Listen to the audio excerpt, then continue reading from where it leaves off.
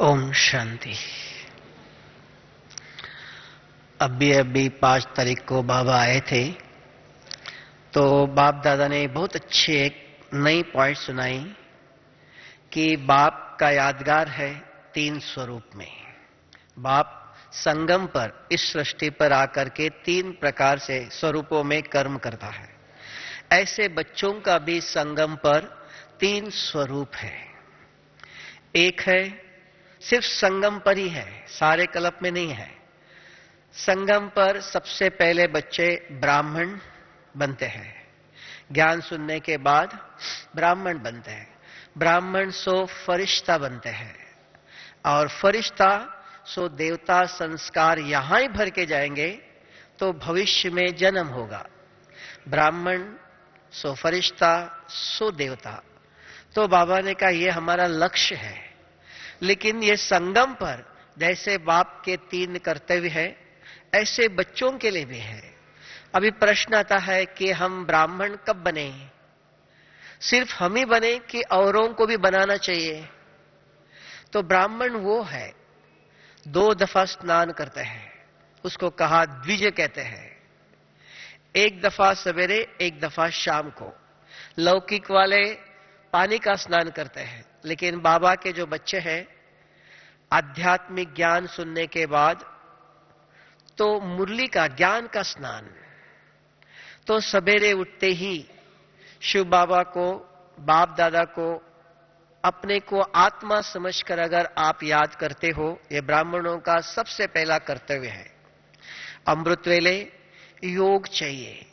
योग शक्ति के द्वारा हम स्वयं को, आत्मा को शक्ति का स्नान कराते हैं। और जब तक अमृत वेला ब्राह्मणों ने, बाबा के बच्चों ने योग नहीं किया, तो देखना मुरली सुनो, मुरली याद नहीं रहती है कि बुद्धि स्वच्छ नहीं है, तो ज्ञान धारण नहीं होता है, याद नहीं होता है। इसलिए भक्ति मार्ग में भी यादगार है कि स्नान करके फिर मंदिर में जाते हैं, ऐसे नहीं जाएंगे। तो यहां भी है, सवेरे उठते ही शक्तियों का स्नान चाहिए, बुद्धि को स्वच्छ करना चाहिए। जब तक बुद्धि स्वच्छ नहीं है, अगर बुद्धि के ऊपर सारा दिन का जो कर्म किया हुआ उसका प्रभाव है, तो जब मुरली सुनते हो आप, वो याद नहीं रहता है। क्यों? एक कुर्सी पर तो एक ही व्यक्ति बैठेगा ना, 2 तो नहीं बैठेंगे।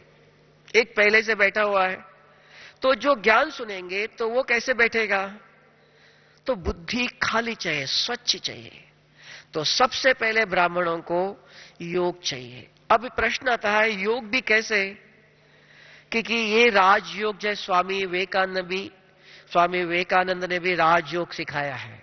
दुनिया वाले आपको पूछेंगे कि हमने तो राजयोग सीखा हुआ है, तो ये कौन सा राजयोग है? जैसे सिरदर्द के लिए 4 प्रकार की सिरदर्द होता है। अगर आप मेडिकल स्टोर में जाओ, सिरदर्द की दवाई दे दो, बोलो दे देंगे, लेकिन उसके ऊपर लिखा रहता है डॉक्टर को पूछ करके दवाई लेनी चाहिए कि हमें सिरदर्द किस कारण से हुआ है। सिरदर्द एक होता है कोल्ड के कारण होता है, एक पित्त के कारण होता है, एक माइग्रेन के कारण होता है, और किसी का चश्मे का नंबर, आंखों का नंबर अगर चेंज हुआ है तो भी सिरदर्द होता है। तो दवाई की जरूरत नहीं है, तो चश्मा चेंज करो, नंबर चेंज करो, ठीक हो गया।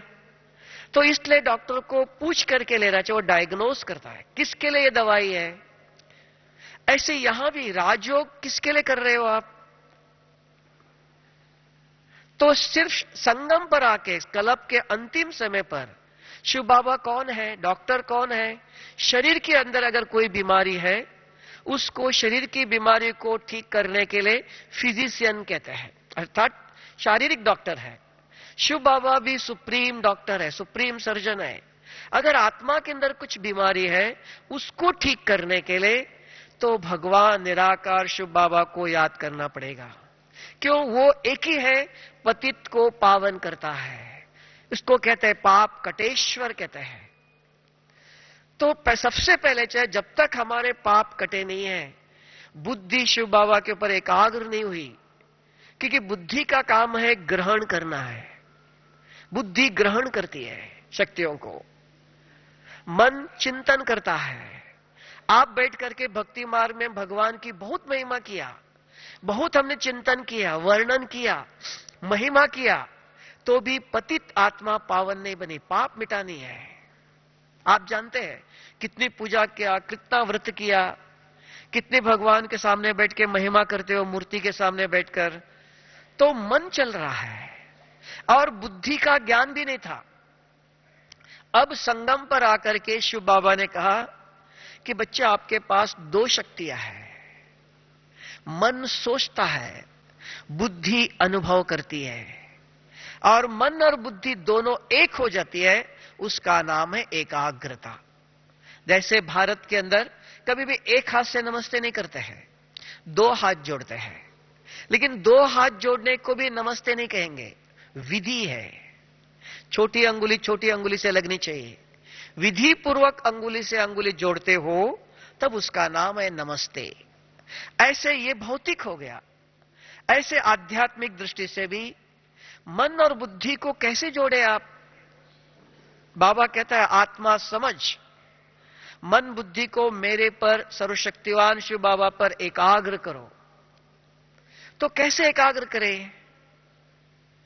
जब तक ब्राह्मणों को योग नहीं है, शक्ति ज्ञान नहीं है, योग करने की ज्ञान चाहिए। किस प्रकार योग करें? ऐसे अगर बैठो, आप बैठ करके मन से विचार कर रहे हो, बाबा आप प्यार के सागर हो, आनंद के सागर हो, हाँ बाबा को पता है। उसके बीच में बुद्धि खाली है, बुद्धि भटकती है, बुद्धि के अंदर दूसरे विचार आते हैं। तब आप कहते हो योग में जब बैठते हैं व्यर्थ विचार चलते हैं, विकल्प चलते हैं। कहां से चलते हैं वो? मुंह तो एक ही है, इस मुंह से आप खा भी सकते हो और बोल भी सकते हो। इसलिए साइंस ने कहा two things cannot be done at the same time. दो काम एक साथ नहीं होता है, या खाते रहो या बोलते रहो, दोनों में से एक होगा। तो यहां भी मन सोचता है, बुद्धि जो सोच रहे हो आप, बुद्धि उसका अनुभव करती है। क्यों? आप जानते हो संस्कार भी तभी बनता है, संस्कार भी तभी मिट सकता है। जैसे टेप रिकॉर्डर के अंदर देख लो, एक बटन दबाओ तो प्ले हो रहा है, जो भरा हुआ गीत मिटता नहीं है। अगर भरा हुआ गीत मिटाना चाहते हो तो प्ले और रिकॉर्डिंग, ये दोनों बटन एक साथ दबाना पड़ेगा। और उसके बाद आप बिल्कुल शांति में बैठते हो, कोई आवाज नहीं करते हो, जो अंदर भरा हुआ है वो मिटता जाता है। अगर कुछ आवाज करते हो, जो भरा हुआ है दोबारा भर जाएगा और कुछ। तो ये भौतिक में मैकेनिज्म ऐसा है, टेप रिकॉर्ड के अंदर ऐसा है। ऐसे यहां भी आध्यात्मिक ज्ञान के अंदर भी हमें यह ज्ञान चाहिए, आत्मा जब इस शरीर में प्रवेश करती है, इस शरीर के एक एक इंद्रियों के द्वारा एक एक सेकंड जो भी आप कर्म करते हो, वो हर सेकंड, हर एक एक कर्म आपके अंदर रिकॉर्ड हो जाता है, अंदर भर जाता है।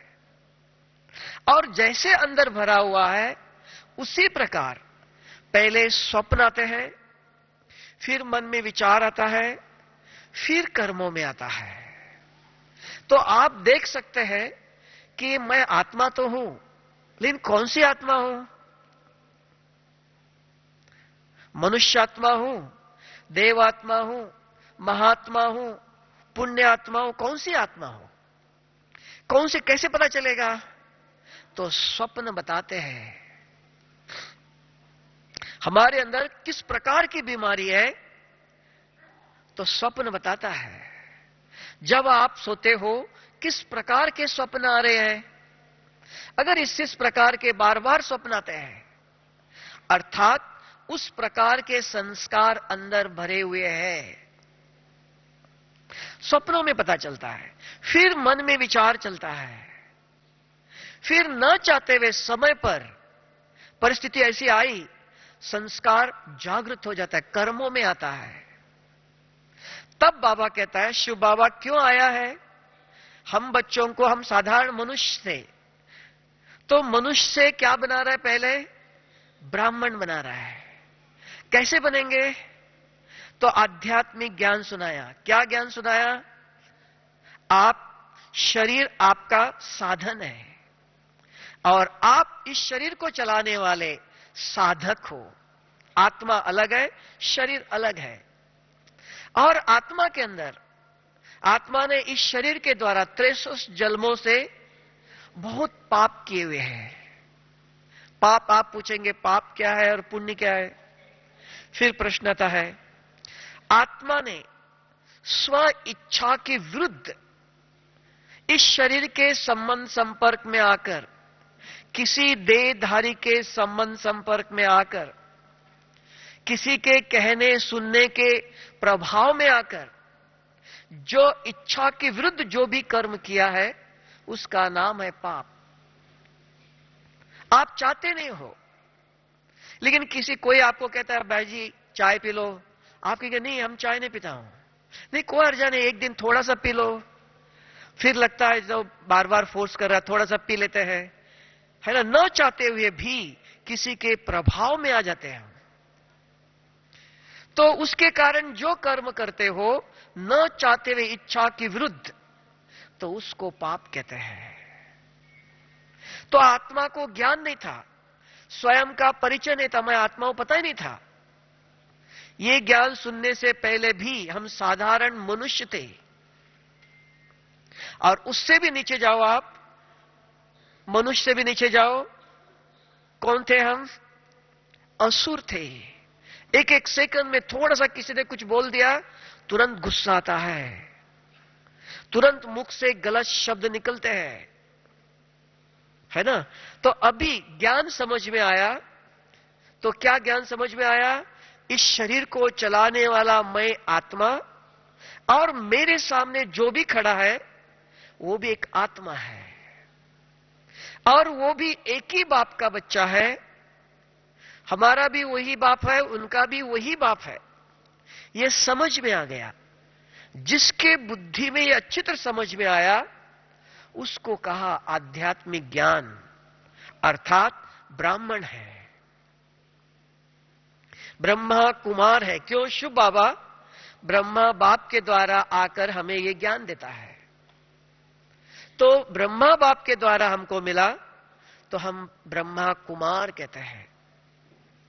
अगर यह ज्ञान अभी तक पता नहीं है कि मैं आत्मा हूं, मेरे सामने जो भी खड़े, किसी ने काले कपड़े पहने हैं, किसने सफेद कपड़े पहने हैं, किसने रंगीन पहने हैं, कैसे भी कपड़े पहने दो, लेकिन मनुष्य है ना। चाहे कोई कितना गरीब हो, चाहे अमीर हो, करोड़पति भी हो, लेकिन है तो मनुष्य है ना। दो ही आंख है, दो ही पांव है, चार पांव तो नहीं है। तो ये समझ बाबा ने आकर के, शिव बाबा ने ब्रह्मा मुख के द्वारा हमें ये समझ दिया। तो जिसके अंदर ये आध्यात्मिक समझ आया, यहां मुझे याद है एक विदेशी बहन ने हमको एक बार प्रश्न पूछा 2 साल पहले, किसको आप आध्यात्मिक व्यक्ति मानते हो? Who is spiritual? जिसने 3 नाम लिया, शंकराचार्य को कहेंगे हिंदू धर्म का, भारत के अंदर हिंदू धर्म है, तो उसके लीडर जो है, तो उसको आप आध्यात्मिक व्यक्ति कहते हो? नहीं तो क्रिश्चियन धर्म के बहुत बड़ा है गुरु, पोप को आप आध्यात्मिक व्यक्ति कहते हो? नहीं है, चलो आप कहेंगे ब्रह्मा कुमारी ज्ञान सुनाते हैं, आध्यात्मिक ज्ञान है, क्या उनको आप आध्यात्मिक मानते हो? तो आध्यात्मिक कौन है? चलो आप अपने आप से पूछो, आप में से कितने भाई बहने होंगे 1 साल, 2 साल, 5 साल, 10 साल से ज्ञान सुना है? तो आप अपने आप से पूछो कि आप अपने आप को स्वीकार करते हैं कि मैं आध्यात्मिक हूं, आई एम स्पिरिचुअल? किसको कहेंगे? बुखार किसको आया है, कैसे पता चलेगा? तो थर्मामीटर लगा के देखते हैं, हां 99 के ऊपर है, हां बुखार है ना। थर्मामीटर लगाने से पता चलेगा ना, नहीं तो कहेगा नहीं मुझे ठीक नहीं, बुखार है, कोई मानेगा नहीं, दिखाई नहीं देता है। थर्मामीटर लगाते हैं तो पता चलता है। ऐसे यहां भी आप कैसे पता चलेगा ये व्यक्ति ज्ञान सुनने से आध्यात्मिक कहेंगे? किसको कहेंगे? तो उसके लिए एक डेफिनेशन दिया, स्पष्टीकरण, कि आध्यात्मिक वो व्यक्ति है जिसके सामने कुछ भी आता है, चाहे पॉइजन आया, विष भी आया, चाहे अमृत भी आया, दोनों को स्वीकार करता है। क्यों? कि आध्यात्मिक व्यक्ति, बाबा ने आध्यात्मिक ज्ञान क्या सुनाया, ड्रामा का ज्ञान क्या सुनाया? आपके सामने जो कुछ भी होता है, आता है, क्यों आया वो? आपके कर्मों का फल है। चाहे अच्छा फल आया, चाहे खट्टा आया, चाहे मीठा आया, ये आपके कर्मों का फल है। उसको हंसते हंसते स्वीकार करो। तो आध्यात्मिक ज्ञान अगर आपके बुद्धि में है, समझ आया है, मेरे जीवन में मेरे सामने जो कुछ सामने आता है ये मेरे कर्मों का फल है। फॉर ईच एक्शन, हर एक कर्मों का फल है। फिर आता है कि खट्टा भी आ सकता है, मीठा भी आ सकता है, कोई आपकी महिमा भी करेगा, कोई ग्लानि भी करेगा, कोई पॉइजन भी देगा। मीरा को पॉइजन दिया तो उसने भगवान को याद करते हुए स्वीकार किया, क्या बन गया? अमृत बन गया। तो यहां भी बाबा कहता है, बच्चों कोई भी परिस्थिति ऐसी हो आपके सामने आई, अभी हर मुरली में बाबा ने इस साल बार बार कहा कि एक शब्द बार बार रिपीट किया कि बच्चे दिल से अगर अपने को आत्मा समझ बाप को याद करते हो, बाप किसका है, किसके लिए है? बच्चों के लिए है, बच्चों का बाबा है।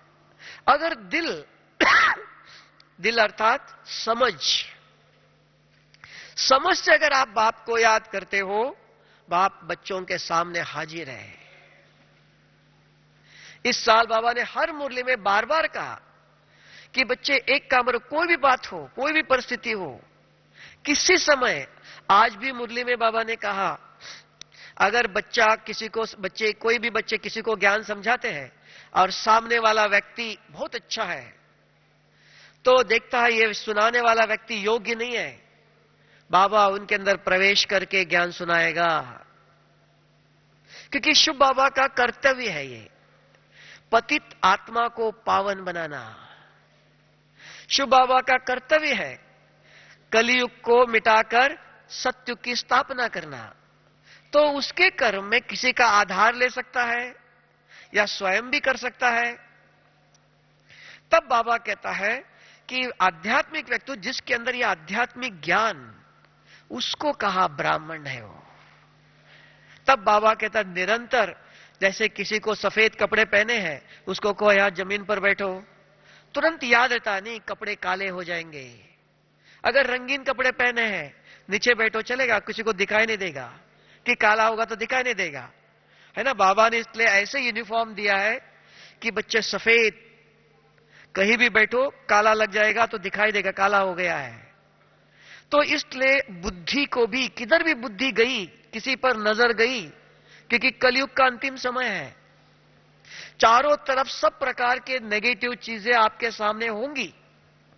हर एक व्यक्ति का स्वभाव, संस्कार, बोल, आचरण, क्योंकि मेरा हाथ देखो, सभी पांचों अंगुलियां एक जैसे नहीं है, एक मोटी है, एक पतली है, एक छोटी है, एक लंबी है ना। तो बाबा के बच्चे भी राजधानी स्थापन हो रही है, हर एक के अलग अलग पार्ट है और हर एक अपने पार्ट के अनुसार ही बोलेगा, कर्म करेगा। आपको ऐसा नहीं ऐसे बोलो, ये कहना हमें अभी तक ज्ञान स्पष्ट नहीं है, बुद्धि में जागृत नहीं है, तब हमारे मुख से निकल रहा है ऐसा नहीं बोलना चाहिए, ऐसे बोलो। अगर आपको ज्ञान स्पष्ट है कि ड्रामा इसका पार्ट ऐसा है, फिर भी आज बाबा ने बहुत अच्छी एक बात बताई मुरली में, बच्चों बाबा को पता है हर एक का पार्ट अपना अपना है, भरा हुआ है, फिर भी बाप संगम पर पुरुषार्थ कराता है। आज बाबा ने कहा फिर भी, जानता है बाबा, फिर भी संगम पर स्वयं बाप आया है, बच्चों से पुरुषार्थ कराता है कि ऐसी कोई आदत को आप ज्ञान और बाप की मदद से अभी भी कोशिश करेंगे तो परिवर्तन कर सकते हो। तो ज्ञान का उपयोग करने के लिए ज्ञान पहले याद होना चाहिए। तो ज्ञान कहां ठहरेगा? जिसकी बुद्धि स्वच्छ चाहिए। इसलिए कहा ब्राह्मणों के लिए सबसे पहला लक्ष्य है कि बुद्धि को स्वच्छ करने के लिए योग चाहिए, और योग भी वो चाहिए विधि पूर्वक। तब कहा 4 प्रकार की सिरदर्द है, तो आप किसके लिए दवाई लेंगे? तो यहां भी योग बहुत प्रकार के, दुनिया में कितने प्रकार के योग हैं, कितने लोग भगवान को याद करते हैं, हमसे भी और 10-100 गुना बहुत स्नेह प्यार से भगवान को याद करते हैं। इसलिए शास्त्रों में भी कहा, विश्वामित्र ने इतनी तपस्या किया तो भी क्रोध को जीत नहीं सका। और आप भी जानते हो, एक कागज को आप धूप में रख दो, निरंतर सूर्य की किरणें पड़ती है, कागज जलता नहीं है। लेकिन वही कागज, वही सूर्य की किरणें है, अगर एक ग्लास पकड़ते हो, अगर हाथ हिलता नहीं है, 1 मिनट के अंदर कागज जल के राख हो जाता है। तो आप कहेंगे हम 1 घंटा योग में बैठे थे, जरूर बैठे थे, लेकिन मन बुद्धि कहां थी? प्रश्न ये, बैठे तो जरूर, लेकिन किससे कनेक्शन जोड़ा है? आप देख लो, रेडियो ऑन करो तो रेडियो के अंदर आवाज आएगा, लेकिन आपको कौन सी न्यूज सुननी है?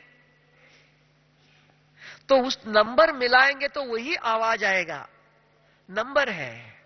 अगर आप रेडियो ऑन करते ही बीबीसी की न्यूज सुनना चाहते हो तो उसके नंबर है, वो नंबर घुमाएंगे, लगाएंगे, तब वही वाइब्रेशंस कैच करते हैं।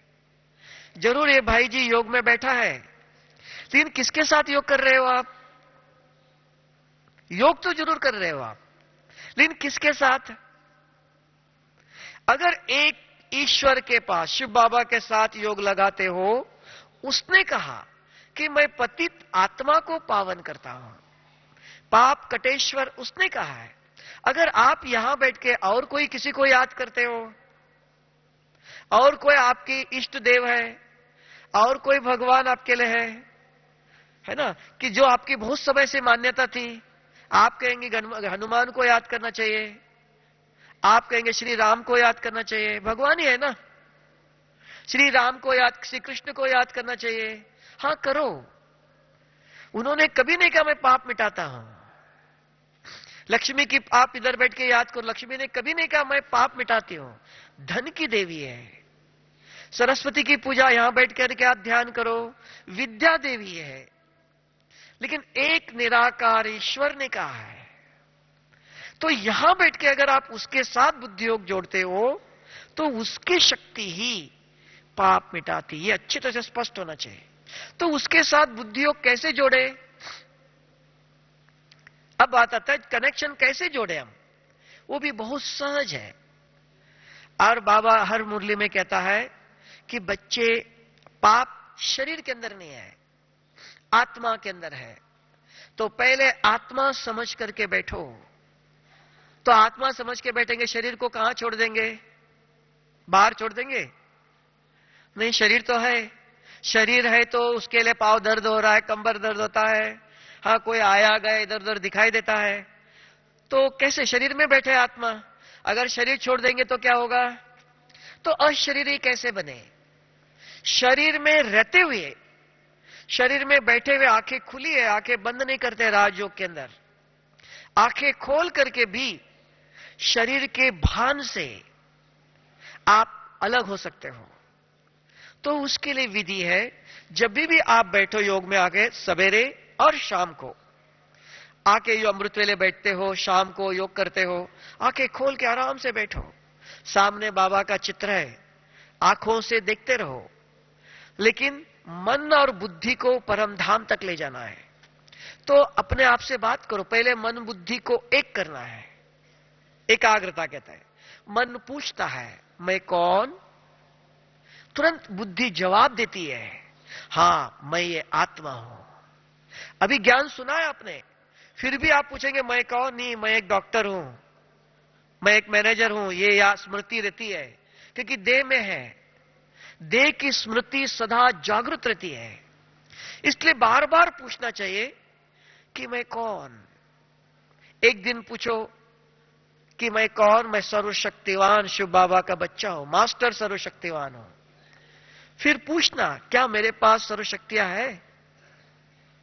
सर्वशक्तिवान के बच्चे तो है, जैसे बाप ऐसे बच्चे होंगे? नहीं, शक्तियां तो नहीं है। अभी शक्तियां लेनी चाहिए, बाबा से शक्तियां भरनी चाहिए, महसूस होता है। फिर दूसरा दिन ले लो, मैं कौन? मैं पूज्य आत्मा था। कब था? पूछ लो। फिर तीसरा दिन और एक ले लो, मैं कौन सी आत्मा हूं? मैं सबको सुख देने वाला आत्मा हूं, सुखदाता का बच्चा हूं, दुख देने वाला नहीं। एक एक दिन एक एक स्वमान ले लो, पूछ लो मैं कौन? एक अंगुली जुट जाती है। मन ने पूछा, बुद्धि ने जवाब दिया। नहीं तो मैं आत्मा हूं, ज्योतिर्बिंदु हूं, बुद्धि क्या काम है? अरे आज किसको मिलना था, आज किसको फोन करना था, दूसरे विचार आ जाएंगे। क्यों? खाली बुद्धि भटकती है।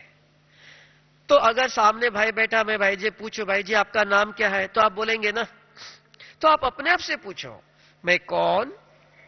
दूसरा पूछो मेरा रूप, तुरंत बुद्धि जवाब देती है मेरा रूप कैसा है। तीसरा पूछो अगर मेरा ये रूप है तो मेरे गुण कौन से हैं? मेरे 7 गुण हैं। क्रोध करना मेरा गुण है? कभी कभी हम कहते हैं हमको क्रोध आता है, गुस्सा आता, गुस्सा हम करते हैं, हमारा गुण है? तो ये महसूस होना है। नहीं, ये हमारा गुण नहीं है, ये शरीर के गुण है। हमारे पास हमारा गुण मुझे याद नहीं है, तो हम दूसरों का गुण यूज करते हैं। अगर हमारे पास कुछ चीज नहीं है, कुछ काम करना है, तो दूसरों से लेंगे ना। तो इसलिए आपको अपने गुण याद नहीं है, तो दूसरों के गुण हम यूज करते हैं। इसलिए रोज याद करो कि मेरे गुण कौन से हैं। मैं बिल्कुल जब आया था पवित्र आत्मा था, जब मैं आया था बिल्कुल शांत स्वरूप आत्मा था। धीरे से एक एक गुणों को याद करो, मेरे 7 गुण कौन से हैं, और ये रोज याद करना जरूरी है।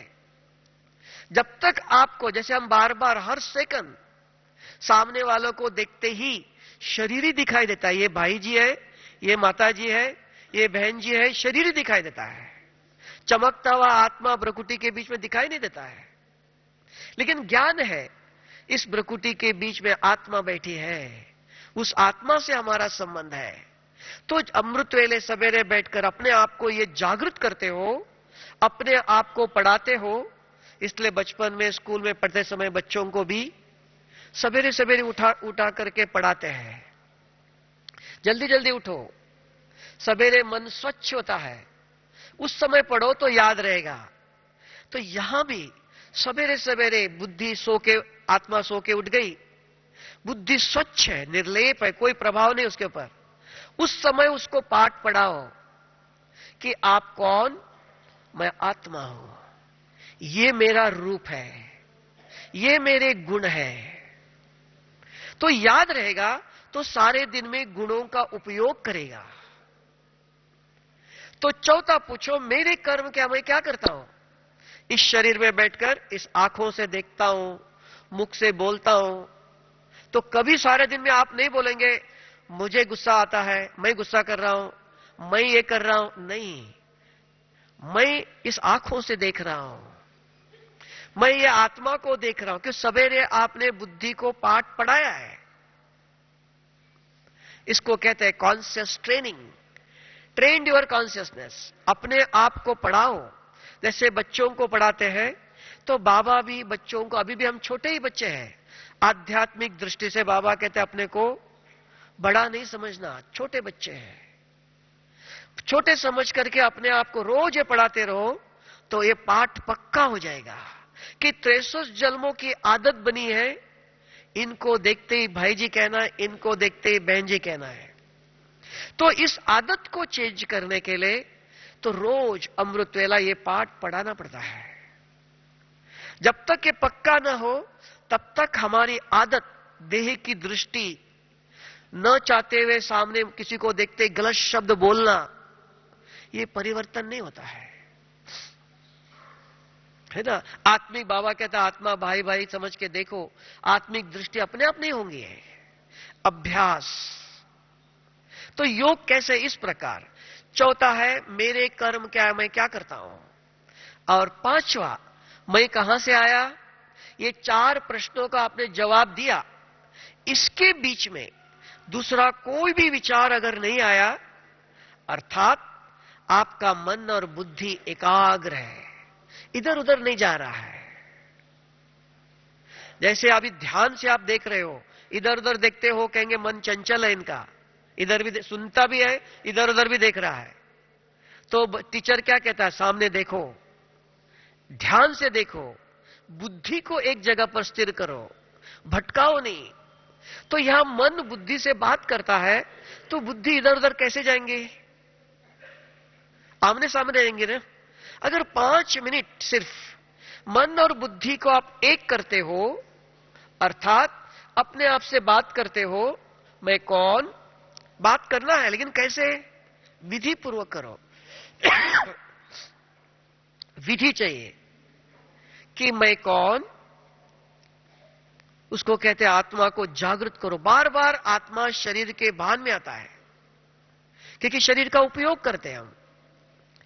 दूसरा, मेरा रूप कैसा है, आराम से धीरे से इसके अंदर कम से कम 15 मिनट तक लेना चाहिए, गड़बड़ी नहीं, महसूस होना चाहिए। मंत्र नहीं है, रिपीट नहीं करना है, महसूस होना, हां मैं ये आत्मा हूं, ये शरीर अलग है।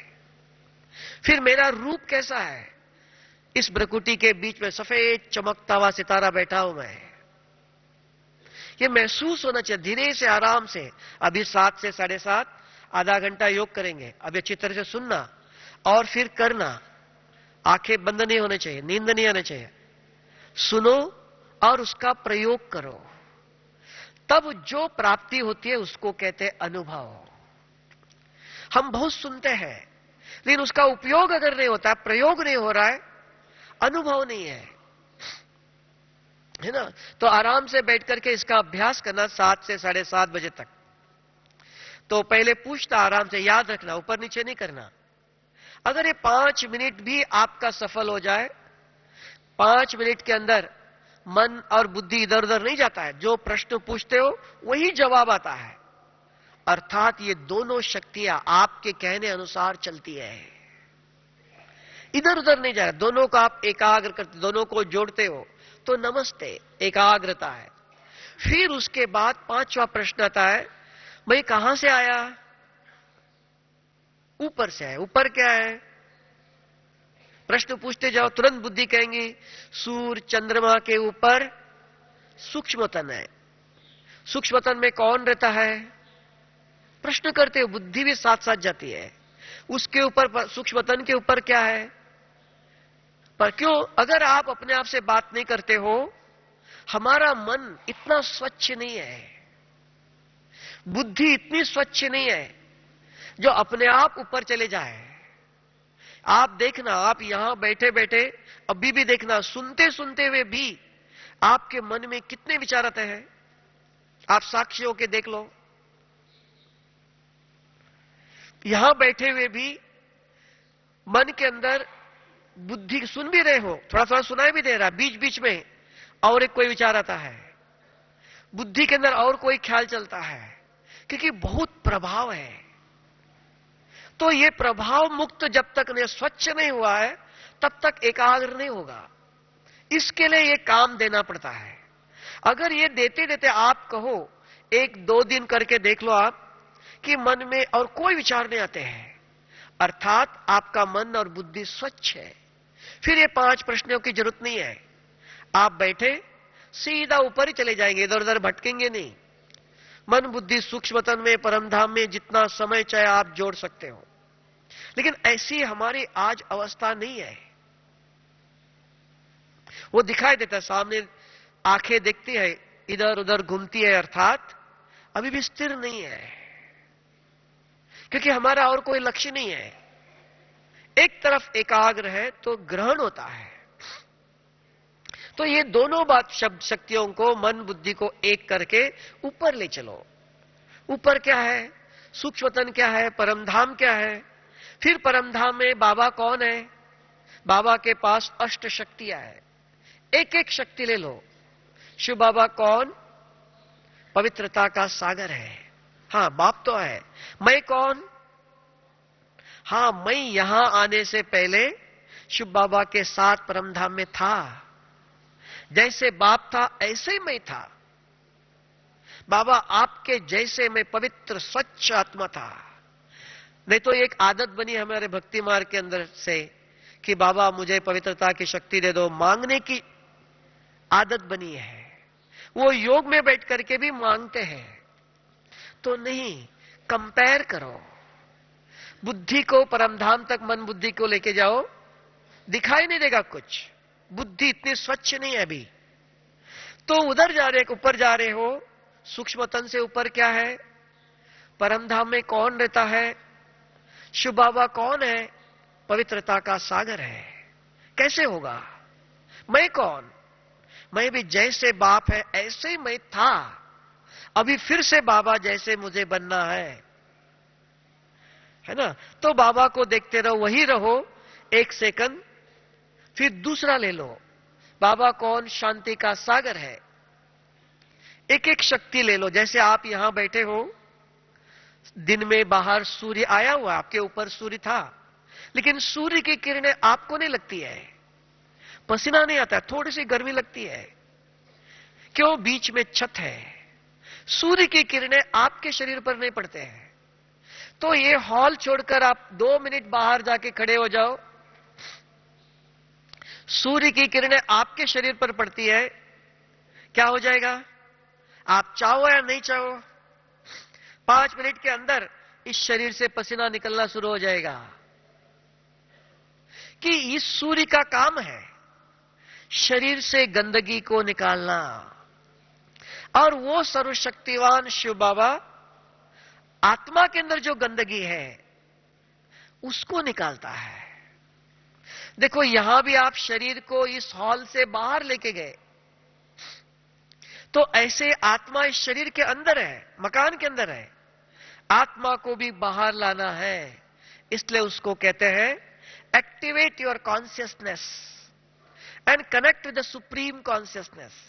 आत्मा को जागृत करो। कैसे जागृत करें? तो इसके लिए 5 प्रश्न सुनाया। जब भी योग में बैठते हो, अपने को जागृत करो। मैं कौन? ये रोज चाहिए। मेरा रूप क्या है? जैसे जैसे जागृत होता है, ये 5 नंबर अगर आप घुमाओ, अगर आपको यहां से बेंगलुरु फोन करना है तो 1 नंबर कम हो गया तो लगेगा? पूरा नंबर घुमाना पड़ेगा ना। तो 1 सेकंड के अंदर यहां से नंबर वहां जुड़ जाता है लाइन। ऐसे यहां भी अगर शिव बाबा से कनेक्शन जोड़ना चाहते हो, उसके वाइब्रेशंस लेना चाहते हो, उसकी शक्ति लेना चाहते हो, तो कौन से नंबर घुमाएंगे? याद रहेगा? कौन से नंबर घुमाएंगे? 5 नंबर याद रखना चाहिए। अगर 4 नंबर घुमाया तो दूसरी जगह चला जाएगा। 3 नंबर घुमाएंगे, ऊपर नीचे करेंगे, 1 के बाद 3 नंबर, 3 के बाद 5 नंबर लाएंगे तो दूसरी जगह चला जाएगा। तो नंबर वाइज, विधि पूर्वक, 1 के बाद 1। तो ये 5 नंबर अगर आप घुमाते हो तो मन और बुद्धि सीधा चली जाती है। और जितना सेकंड वहां कनेक्ट, उसको कहते हैं लाइन क्लियर, फिर कनेक्शन क्लियर, तो शक्ति चार्ज हो जाती है। तो ब्राह्मणों को अगर इस प्रकार करते हो आप, तो देखना दिन प्रतिदिन आपके स्वप्न पवित्र होते जाते हैं। अभी दिखाई देता है कि स्वप्न है, अंदर पाप है, कभी भी बाहर आ सकता है। तो उसको मिटाने के लिए तो ये शक्ति चाहिए। ये ब्राह्मणों के लिए सबसे पहले अगर इस प्रकार आप करते हो, तो उसके बाद जो मुरली सुनते हैं, तो मुरली के एक पॉइंट भी आपको याद रहता है। आज बाबा ने ये कहा था। अगर योग नहीं किया विधि पूर्वक, बुद्धि स्वच्छ नहीं हुई है। मुरली सुनी आपने, नोट भी किया, आप एक दिन प्रयोग करके देखना। कोई भी भाई या माता जी मुरली लिखते हैं, नोट करते हैं, दरवाजे पर जाते ही पूछना, भाई जी आज बाबा ने क्या क्या बताओ? कहता बहुत अच्छा कहा। वो डायरी खोल के देखेगा, अब भी सुन करके 5 मिनट ही नहीं हुआ है, नहीं रिपीट कर सकते हैं। कारण आत्मा इतनी तमो प्रधान हो गई है। इसलिए क्या करना चाहिए? सुनो, लिखो और मुख से वर्णन करें। आपस में दूसरा भाई मिल गया, आप मुख से वर्णन करो, देखो भाई जी आज बाबा ने बहुत अच्छी बात सुनाई। अगर मुख से रिपीट करना, वर्णन करना जरूरी है। एक पॉइंट जो आपको अच्छा लगा, तब कहता ब्राह्मणों को ज्ञान दान करना चाहिए। ज्ञान को छुपा के नहीं रखो, ये दान को जितना दान करते हो उतना इसकी वृद्धि होती जाएंगी। आपको भी स्मृति में आएगा। अगर औरों को सुनाना है तो याद रहेगा तो सुनाएगा ना, अगर याद नहीं तो डायरी खोल के देखना पड़ेगा। तो जो मुरली सुनते हो, सारा दिन में किसी न किसी को मुख से जरूर वर्णन करना चाहिए। एक पॉइंट, ये एक नियम बनाओ आप, तो देखना अपने आप मन के अंदर भी चलता है, फिर आपको खाता है। अरे इनको सुनाया मैंने किया ही नहीं है, आज का मुरली के पॉइंट मैंने आचरण में नहीं लाया है, तो वर्णन चाहिए। तब बाबा कहता है स्वयं ब्राह्मण बनो और औरों को भी बनाओ, औरों को भी ज्ञान देना चाहिए। अगर इस प्रकार अगर क्यों होगा, जितना आप औरों को सुनाते हो आपकी बुद्धि स्पष्ट होती जाती है, क्योंकि सामने वाला कुछ ना कुछ प्रश्न पूछता है, उस प्रश्नों का जवाब भी आप देते हो। अगर आज दे नहीं सके तो दूसरा अगर कोई पूछेगा उसके पहले आप सोचते हो, अरे इन्होंने ये प्रश्न पूछा था, इसका जवाब कैसे देना चाहिए। अपने आप बुद्धि चलने लगती है। उसको कहते हैं जहां आविष्कार, साइंस ने जो इतना रिसर्च किया, किस आधार से किया? जहां जरूरत पड़ती है बुद्धि अपने आप ढूंढती है। प्यास लगती है तो पानी को ढूंढते हो, नहीं तो पानी आपके सामने है, कौन पीता है? जरूरी नहीं है, because there is a need. जहां जरूरत होती है वहां आविष्कार होता है। तो आपको भी याद आएगा, किसी को सुनाना है, किसी ने आपको प्रश्न पूछा है, तो बुद्धि मनन चिंतन करती है। कि आदत डालो कि आज की मुरली के पॉइंट सुनना चाहिए और औरों को सुनाना चाहिए। ये ब्राह्मणों के लिए जरूर चाहिए। दूसरा बाबा ने कहा कि बच्चे ब्राह्मण इतना नहीं, फरिश्ता बनने के बगैर देवता बन ही नहीं सकते हो। ब्राह्मण सो देवता नहीं है, बीच में फरिश्ता बनना चाहिए। फरिश्ता अर्थात किसी के संबंध संपर्क में आओ।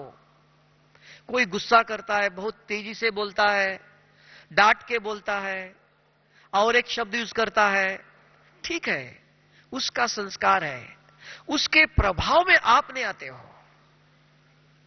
तो स्वभाव संस्कार का प्रभाव, औरों का प्रभाव आप पर नहीं पड़ता है, इसका नाम है फरिश्ता। किसी का रिश्ता उसके साथ नहीं है, तो स्वयं ने योग करके शक्ति भरी हुई है, ज्ञान सदा बुद्धि में है कि ये सामने वाला आत्मा है, ये भी शिव बाबा का बच्चा है, ये स्मृति में है।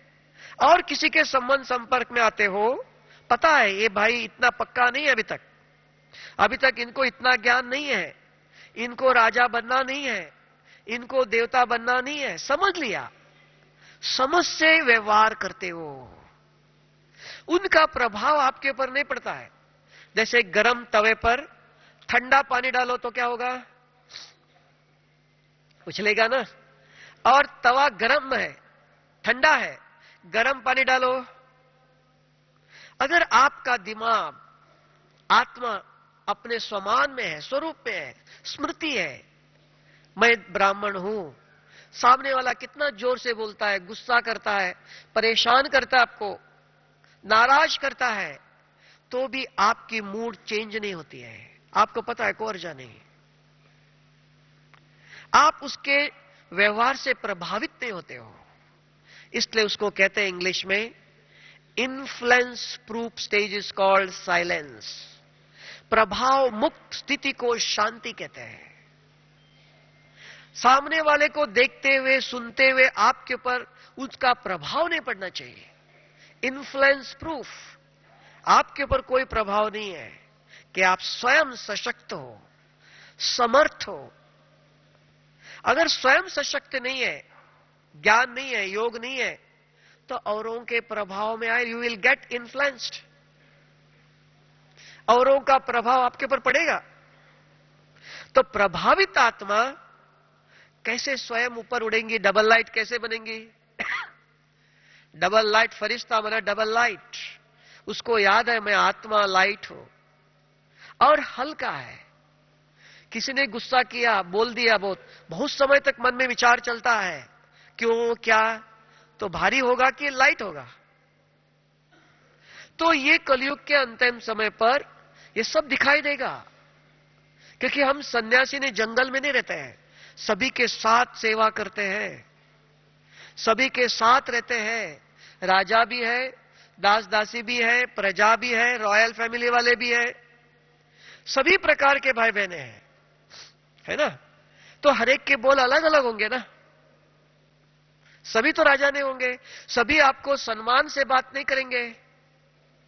लेकिन हमारी इच्छा होती है, इन्होंने मुझे सम्मान से बात करना चाहिए, रिस्पेक्ट से करना चाहिए, मुस्कुराते हुए करना चाहिए। ये इच्छा रखना भी अज्ञान है, समझ नहीं अभी तक।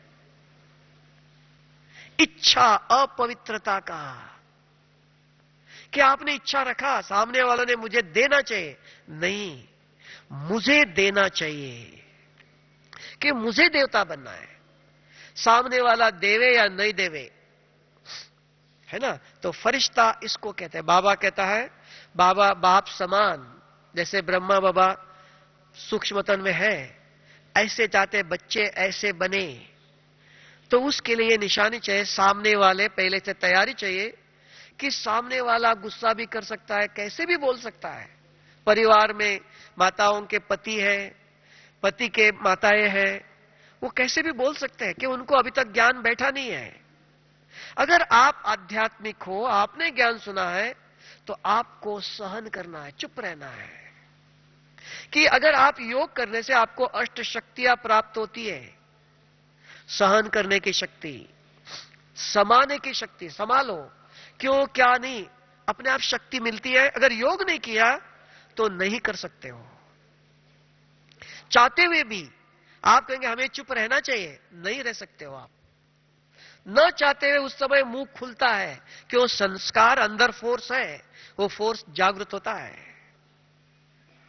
इसलिए उस फोर्स को कंट्रोल करने के लिए बाबा का फोर्स चाहिए।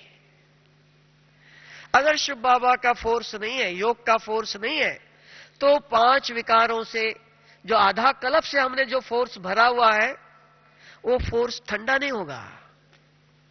सामने वाला व्यक्ति को देखते ही रिफ्लेक्ट करेगा। कितना भी आपको, कितना भी ज्ञान सुन लो आप, तब कहा श्रवण से कभी भी आचरण में नहीं आता है। Listening is not everything. श्रवण के बाद समझ में आना चाहिए, हां मुझे क्या करना चाहिए। फिर उसका आप चिंतन करते हो, एप्लीकेशन करते हो अपने ऊपर, तब अपने आप आचरण में भी आता है। पहले अपने ऊपर उपयोग करना चाहिए, सुनने के बाद बुद्धि को समझाना चाहिए, मुझे आज ऐसे करना चाहिए। कभी कभी आप सुनेंगे, ज्ञान सुना मुरली, वो अपने आप नहीं आता आचरण में। मुरली सुनने के बाद बैठ करके खाना खाते, चलते फिरते अपने आप से बात करो, आज बाबा ने कहा कैसे करना है, ये कैसे होगा, कैसे करना चाहिए। तो अपने आप से बात करो, अपने आप को समझाओ। चलते फिरते कर्म करते हुए आज के मुरली के पॉइंट को आप अपने आप को समझाते हो, उतना आचरण में आता है। सिर्फ सुन करके नोट करने से आचरण में नहीं आएगा। इसलिए कहते हैं श्रवण से आचरण में नहीं आता है। श्रवण के बाद मनन चिंतन चाहिए। कैसे उसका यूज किया जाए। ज्यादा करके हम सुनते हैं, नोट करते हैं, डायरी यहां का यहां रह जाती है, फिर 1 घंटे के बाद और एक क्लास आ जाता है। हाँ, नहीं तो डायरी कब खुलेंगी, कल सवेरे खुलेंगी। नहीं, उसमें से एक पॉइंट बुद्धि में बैठना चाहिए कि मुझे क्या करना चाहिए। तो ये 3 सब्जेक्ट्स है, एक ब्राह्मण बनना पहले, फिर फरिश्ता, और तीसरा देवताई संस्कार यहां भरना है कि संस्कार से जन्म है, ज्ञान से जन्म नहीं है। अगर अंश मात्र भी क्रोध का संस्कार है तो सत्युग में जाना मिलेगा? जाना मिलेगा? नहीं मिलेगा ना। तो उधर है ही नहीं, अंश भी नहीं है। तो हमें पूछना चाहिए हमारे अंदर किस किस प्रकार के संस्कारों का अंश है।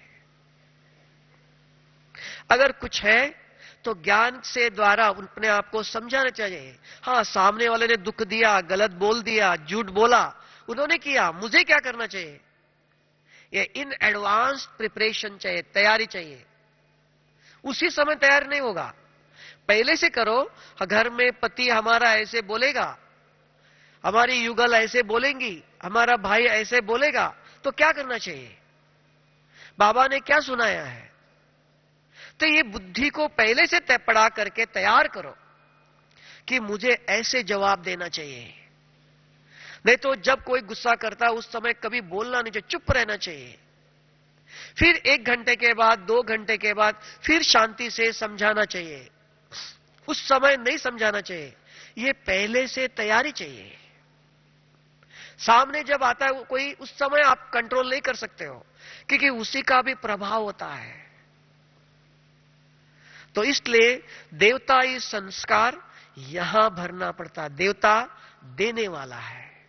तब बाबा ने कहा रास्ते पर चलो, किसी को देखते ही आपके बुद्धि के अंदर, मन के अंदर एक संकल्प उठना चाहिए, बाबा इस आत्मा को शांति की शक्ति दे दो। किसी अपना भाई बहने दिखाई दिया, आपके मन में संकल्प आना चाहिए, बाबा की मुरली के पॉइंट इनको सुनाना चाहिए, है ना। अगर ज्ञान नहीं सुनने वाला है तो आत्मा भाई भाई है, तो इसको दुआएं देनी चाहिए, शक्ति का दान देना चाहिए। दुआ कैसे देंगे? बाबा से आपने शक्ति भरी है, तो किसी को देखते, बाबा इस आत्मा को शांति की शक्ति दे दो, बाबा इस आत्मा को सदा सुखी बनाओ, बाबा इस आत्मा को सद्बुद्धि दे दो। अगर किसी को देखते ही ये मन में विचार आता है अपने आप नेचुरल, तो ये देवताई संस्कार है, देने का संस्कार है। और अपना कोई ज्ञान में चलने वाला नजदीक वाला भाई दिखाई दिया, माताएं दिखाई दिया, अरे माताजी को आज मुरली के पॉइंट सुनाना चाहिए, याद नहीं होंगी, माताजी आज देखो बाबा ने बहुत अच्छा पॉइंट सुनाया, तो ज्ञान के रतन देने की इच्छा अपने आप। नहीं तो किसी को देख रहे, माताजी कहां से आई, ये भाई कहां से आया, ये याद आ रहा है, तो हम अभी दे के भान में है। ये परख है। किसी को देखते हुए देह का विचार आता है तो हम देह भान में है, बॉडी कॉन्शियस में है। आंखें बंद करके तो नहीं चलेंगे ना, आंखें खोल के चलेंगे। किसी को देखते ही, चाहे कोई भी हो, अगर नेचुरल आप आज पूछ सकते हो अपने आप से, मैं कितना % देवता बनाऊं, देवताई संस्कार मेरे अंदर है, तो पूछ सकते हो अपने आप से, देख सकते हो किसी पर नजर जाते ही मेरे मन में क्या विचार आता है। अरे बहन जी मुस्कुराती नहीं है, भाई जी ओम शांति नहीं करता है। अगर औरों से आप कुछ चाहते हो तो देवता नहीं बने हैं, लेने वाले बने हो अभी तक, देने वाले नहीं। सामने वाला मुस्कुराता नहीं, ओम शांति नहीं करता है, मुझे करना है। चलो मुख से नहीं, मन से भी किसी को देखते ही मन में श्रेष्ठ संकल्प आना चाहिए। ठीक है, ये पूछना अपने आप से। और अभी 7:30 बजे तक योग करेंगे ना, क्या और भी सुनते रहेंगे? आत्मा को दोनों चाहिए, है ना, पानी भी पीना चाहिए और खाना भी चाहिए। तो अभी ज्ञान सुना, अभी इसका उपयोग करो। अभी पूरा 7:30 बजे तक याद रखना कि 5 प्रश्न पूछना, देखना मन बुद्धि दरवाजे से बाहर जाती है कि ऊपर जाती है। अपने आप को देख लो, अगर आज आपका मन बुद्धि ऊपर जाती है तो कल सवेरे भी जाएंगी, है ना। तो अभ्यास बाबा आते तक, जैसे बाबा ऊपर से आता है तो आप बाबा की शक्तियों को ग्रहण कर सकते हो, अनुभव कर सकते हो, क्योंकि हमारा अव्यक्त मिलन है, व्यक्ति का मिलन नहीं है यहां, है ना। आत्मा परमात्मा से मिलना चाहती है ना, अव्यक्त है तो अव्यक्त स्वरूप में स्थित होना पड़ेगा ना, अर्थात आत्म अभिमानी बनना पड़ेगा। तो ये अभी अभ्यास करेंगे, ठीक है। ओम शांति।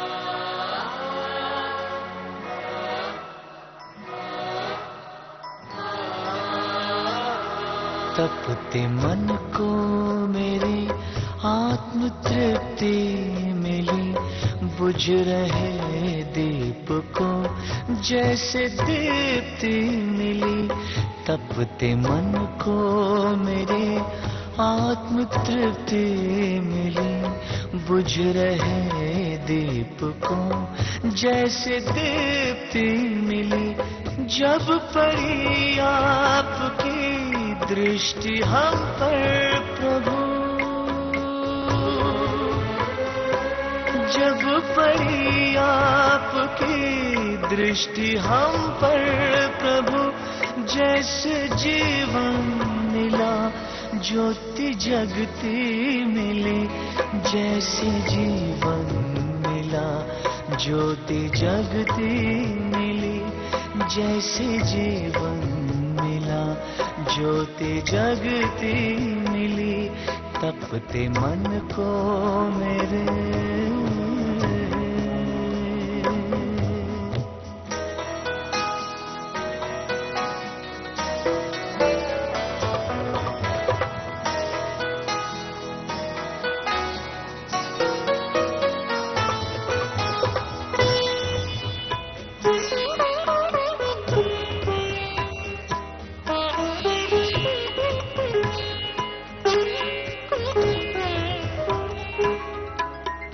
रात अंधियारी थी, राह भटकन भरी, नन्ही सी नाव थी वो भी टूटी हुई।